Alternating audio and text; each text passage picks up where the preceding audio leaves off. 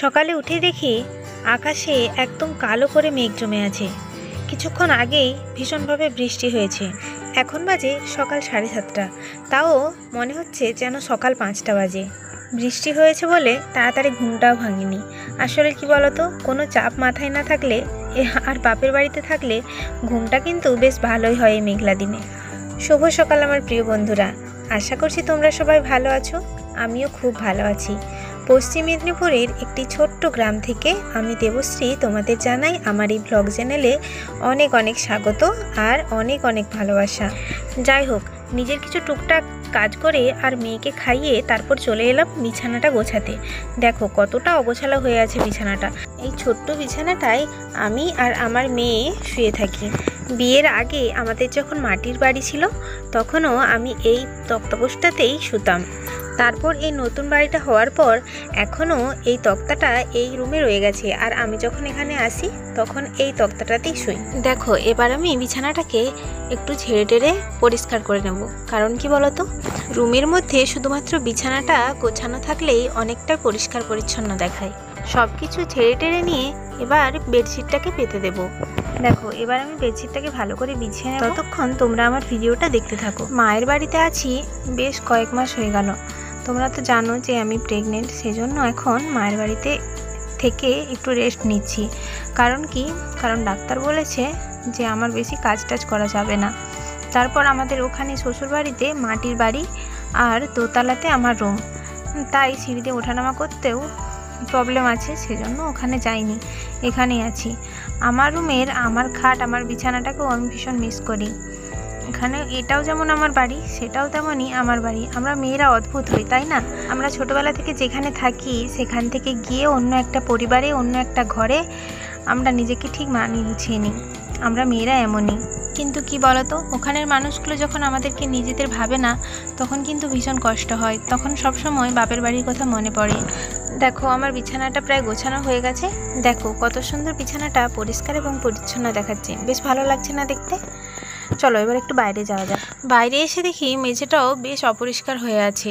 সকাল থেকে সবাই খাওয়া দাওয়া করেছে, এখনও ভালো করে ঝাঁট দেওয়া হয়নি। সকালে একবার ঝাঁট দেওয়া হয়েছিল কিন্তু আবার নোংরা হয়ে গেছে। সেই জন্য দেখো আমি আস্তে আস্তে একটা লম্বা ঝাঁটা নিয়ে একটু ঝাঁট দিয়ে নিচ্ছি। আমি ঝাঁটটা দিয়ে নিই, ততক্ষণ তোমরা ভিডিওটা স্কিপ না করে পুরো ভিডিওটা দেখতে থাকো। আশা করছি তোমাদের ভালো লাগবে।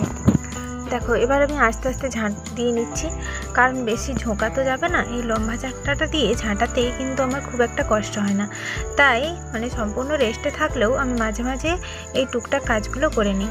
দেখো আমার ঝাঁট দেওয়া প্রায় কমপ্লিট হয়ে গেছে। এবার চলো মায়ের রুমের দিকে একটু যাই। দেখো মায়ের রুমে এসে দেখি মা মাথা আঁচড়াচ্ছে স্নান করে এসে, আর দুটো পুচকু মাকে খুব বিরক্ত করছে। একজন ফ্রিজ খোলার চেষ্টা করছে তো একজন প্রশ্ন করেই যাচ্ছে।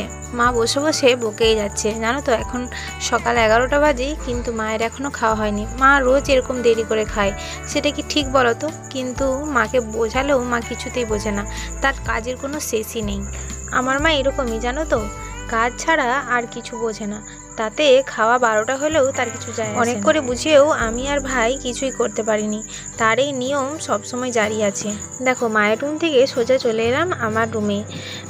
একটা গল্পের বই পড়তে ভীষণ ইচ্ছে করছে।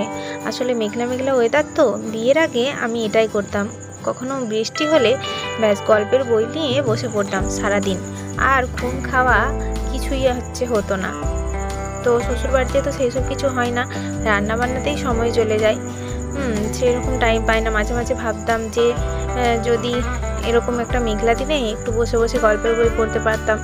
তো সেই সুযোগ যাই হোক এসেছে, সেজন্য একটা বই নিয়ে বসে পড়লাম। কিছুদিন পরে গিয়ে তো আবার সেই একই রান্নাবান্না আর একই লাইফস্টাইল। পড়তে পড়তে হঠাৎ মনে পড়লো যে আজকে ভেজা চুল ছিল বলে সিঁদুর পরা হয়নি, তো উঠে সিঁদুরটা পরে নিলাম। আর চুলটা তো একদম সেই পাখির বাসা হয়ে আছে।